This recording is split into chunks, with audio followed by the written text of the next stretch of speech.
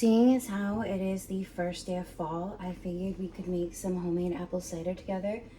It's actually really, really easy. Normally you could have about like 5 to 6 pounds of apples. I have about like 6.5-ish. So I'm gonna do 6.5 pounds of apples and 3 oranges. If you do 5 pounds of apples, just do 5 pounds with 2 oranges. So the first thing you're gonna do is wash all of your fruit. You're gonna need apples, oranges, and ginger. Wash all of them, and then the next thing you're gonna do is just cut them all up.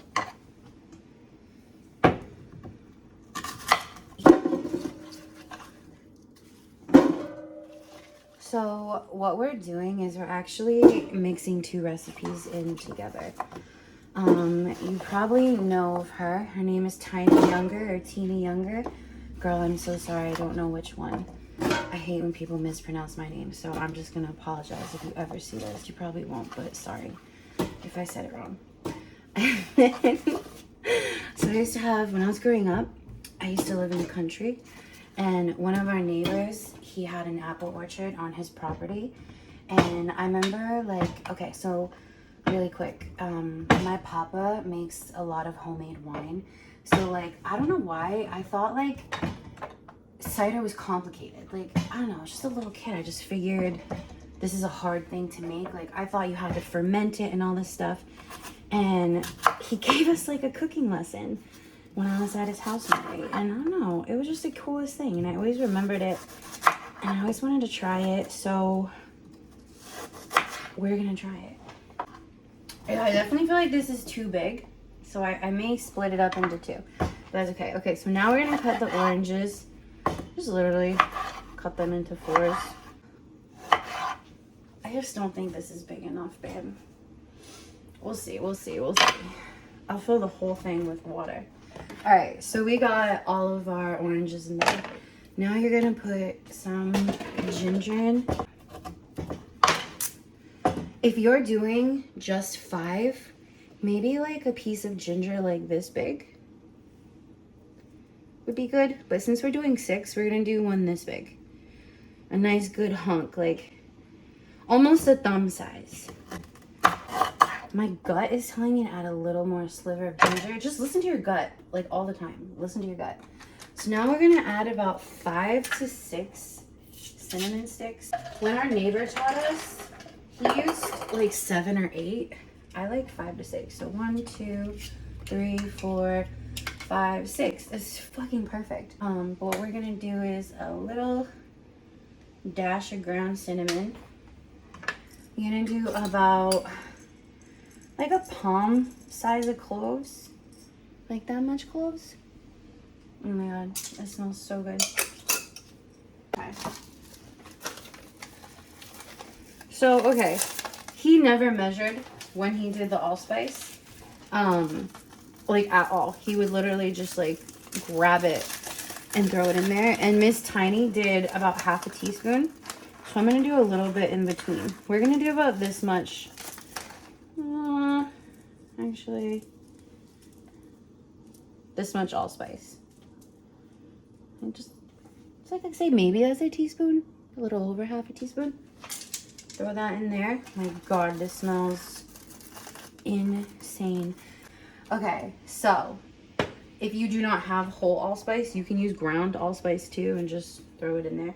Since we put a decent amount, actually, let's do a little more. I don't really measure a lot of stuff. I just listen to what my gut tells me. So I actually am going to show you how to substitute things. I do not have nutmeg. I thought I had nutmeg. Do not have nutmeg. So we're actually using pumpkin pie spice, and here's why. When you go to the back, the ingredients are cinnamon is already in there. Ginger is already in there. Allspice is already in there. And then the next ingredient is nutmeg. So just a little bit. Say like maybe that was about a teaspoon. Oh, I just killed it. Okay, we're just gonna finish this up because why not? All right, so next thing you're gonna do is you're gonna add either maple syrup, agave, or brown sugar. I am running out of maple syrup. You should do about like a cup to a cup and a half. This is about like maybe a cup. So I'm gonna pour the maple syrup in there. But here's what we're also gonna do. We're gonna do a little salad of sweeteners. So we're gonna do the maple syrup, and then we're gonna do some agave to make up for the lack of syrup that I had. And then the reason why I'm definitely doing brown sugar is because when our neighbor would teach us how to do his cider, he always used brown sugar. I don't know, my sugar gets like a little chunky sometimes. Do not add a lot of sugar. Don't add that, actually. So that's about, if you want to do exact measurements, that's about 1/4 of a cup.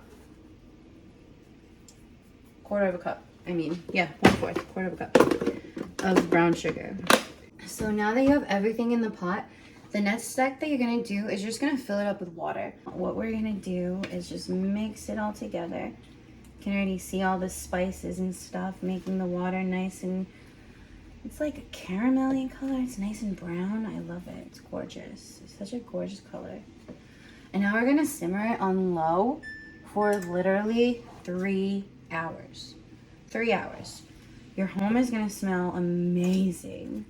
It's like a simmer pot that you actually get to drink later. And this is why I said next time we do this, we're going to use a much bigger container, because everything's like floating to the top and it really shouldn't be doing that. Not that it shouldn't be, but it's better.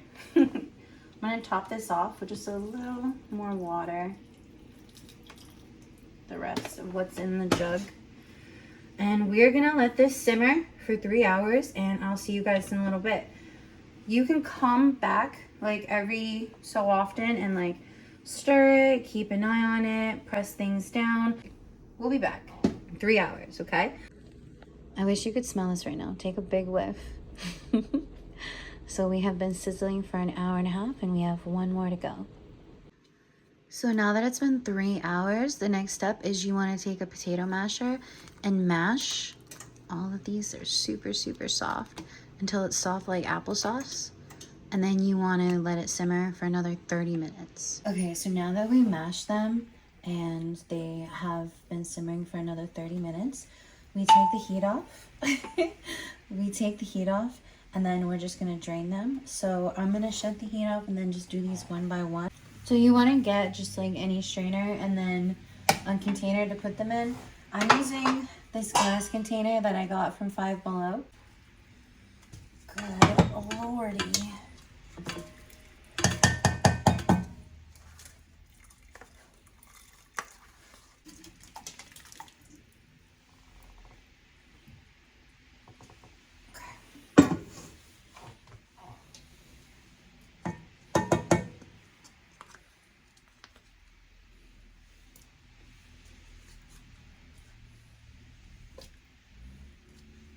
So I am going to be making applesauce out of what's left over. So I'm taking out any ginger and any orange pieces that I'm finding. So after I strained everything, I have about 2 gallons. And now you have delicious homemade cider.